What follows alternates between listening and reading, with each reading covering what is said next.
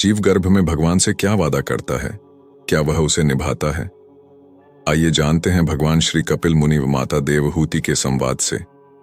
माता देवहूति ने पूछा, मातृ गर्भ में तो जीव को बड़ा सुख मिलता होगा, न सर्दी है, न गर्मी है, न शोक है, न मोह।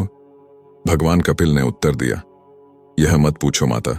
मां के गर्भ में जीव को जितनी वेदना होती है उतनी न पहले कभी हुई थी उसे और न कभी आगे होगी। गर्भवास समम दुहकम न भूतो न भविष्यति। इतना कष्ट होता है। हजारों छोटे छोटे जीवाणु कीटाणु जो मातृ गर्भ में पलते हैं, ये जीव के कोमल त्वचा को काटते हैं। जीव तड़पता है, बिलखता है, पर वहां कौन सुने। यदि मां चटपटी वस्तु का सेवन कर ले तो इसको कष्ट होता है। मां कभी गर्म वस्तु का सेवन कर ले तो इसे दुख पहुंचता है। 7वां महीना आते ही जन्म जन्मांतर के कर्म इसको याद आते हैं और भगवान की स्तुति करने लगता है। तस्योपसन्नम वितु जगदिच्छयातना नातनोर्भुवि चल्ल चरणारविंदम।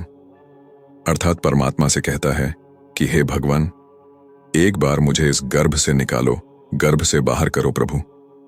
आपका ऐसा भजन करूंगा कि फिर कभी गर्भ में नहीं आना पड़े। भगवान कहते हैं, तुम गर्भ में ही स्तुति करते रहो, बाहर आते ही इस कष्ट को तुम भूल जाओगे। जीव कहता है, सत्य कहता हूं, एक बार गर्भ से बाहर निकाल कर देखो, मैं तुम्हें कभी नहीं भूलूंगा। बड़ी बड़ी प्रतिज्ञाएं करता है। 9वां महीना पूर्ण हुआ, 10वां मास आरंभ हुआ और जैसे ही प्रसव की वायु का वेग आया, जीव मातृ गर्भ से तुरंत संसार में आ जाता है। जीव संसार में आते ही प्रभु को भूल जाता है और भक्ति रहित कर्म करके दुख भोगता है। गुरु साधु शास्त्र अनादिकाल से कहते आए हैं, हरि का भजन करो, हरि है तुम्हारा। बाकी तो सब तो झूठ है, फरेब है, धोखा है। बुद्धिमान व्यक्ति ही हरि भजन कर सकता है।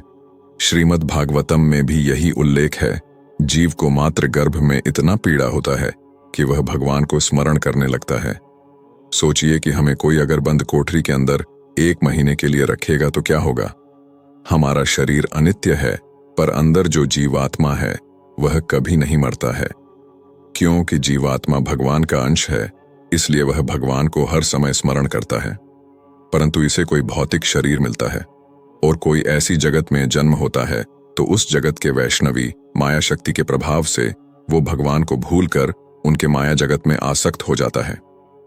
ऐसे ही जब जीवात्मा मातृ गर्भ में होता है तो वह भगवान को स्मरण करता है। फिर जब वो गर्भ से निकलकर संसार में आते ही उसका कष्ट कम हो जाता है।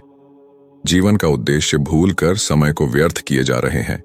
हमें समझना होगा कि जीवन प्राप्त क्यों हुआ है। यदि समय रहते समझ जाएंगे तो उचित ही है, नहीं तो इसी धरा पर प्रेत बनकर घूमना होता है।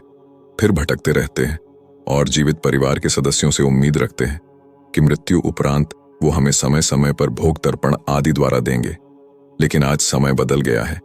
आज का मनुष्य तो जीवित माता पिता को सही से नहीं रखता है, मरने के बाद तो कहां से कुछ करेंगे। इसलिए हमें अपनी यात्रा को इस प्रकार बढ़ा देना चाहिए ताकि मरने के बाद भी किसी की सहायता की आवश्यकता ना पड़े। मृत्यु के बाद यदि अपने ही घर में प्रवेश करने का प्रयास करोगे तो आपके ही परिवार के लोग किसी तांत्रिक से बंधवाकर भूमि में दबवा देंगे। फिर अनंत काल तक मंत्र बंधन में पड़े रहोगे। धन के साथ वो कर्म धन भी अर्जित करे जो मृत्यु के बाद काम आने वाले हैं। मृत्यु के बाद भी जीवन होता है, इसे कोई नकार नहीं सकता। भागवत गीता में भी प्रेतों का वर्णन है। इस दिव्य ग्रंथ में कर्म से संबंधित फल का विस्तार से वर्णन किया गया है। आज समय है, कल तो मात्र पछतावा है।